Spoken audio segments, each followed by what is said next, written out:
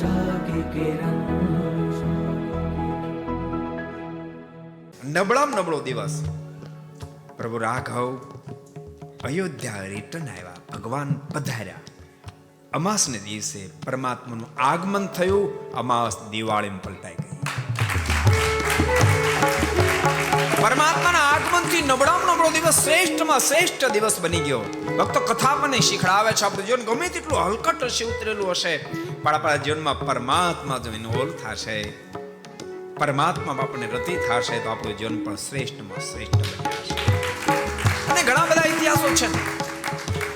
વાલિયાનું જીવન નબળામાં નબળું તો હતું કે નહોતું, પણ નારદજીના માધ્યમથી પરમાત્માનું હૃદયમાં આગમન થયું, તો વાલિયો વાલ્મીકી હો ગયે, શ્રેષ્ઠમાં શ્રેષ્ઠ જીવન બની.